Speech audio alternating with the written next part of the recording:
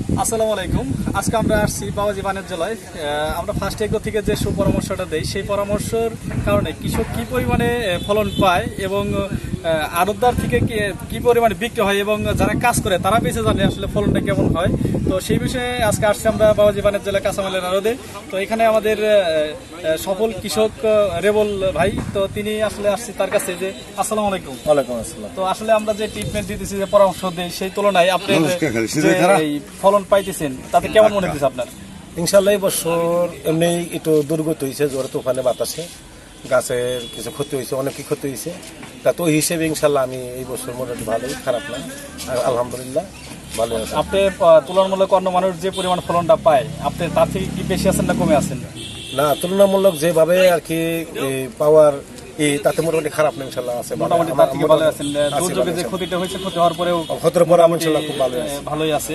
তো আসলে আমরা যাই এখন আর ওদের কাছে, তো সেই জানে যে কি সবসময় কি পরিমাণে এই মালগুলো বেশি বিক্রি হয়। তো আসসালামু আলাইকুম। ওয়ালাইকুম আসসালাম। তো আসলে এই যে আমাদের যে সুপরামর্শ দেই, সেই পরামর্শ অনুযায়ী যে ফলগুলো আসে তাতে কেমন বিক্রি হয়? মোটামুটি এই খরচর ঢাকা জেলা, মানিকগঞ্জ জেলা এর ভিতরে এই বাবাজি বাণিজ্যটা খুব উন্নত।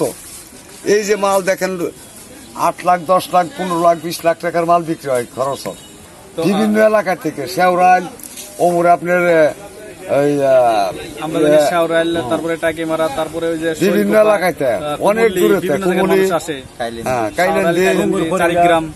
সব জায়গার কাছেই আসে, অনেক জায়গার মাল আসে, সব জায়গার মানুষ যে আসে আপনার এখানে।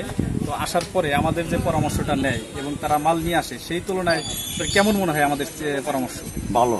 তারা আপনার যে আসে কিন্তু অবশ্যই আপনাদের কাছে পরামর্শ পরামর্শ ভালো, সবাই করে।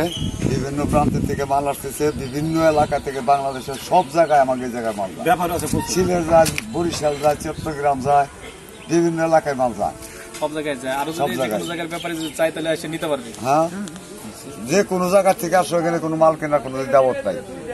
যত মাল আসতেছে, এই আজকে লাউ গুলো আছে পাবনাতে, ওই মিষ্টি লাউ আছে পাবনা থেকে আছে, পাবনা মালাকে ঢাকা যাইতো, এখন খরচ বাবাজি বাণিজ্য চলে আসে। এই মিষ্টি লাউ গুলো সব পাবনাতে আছে।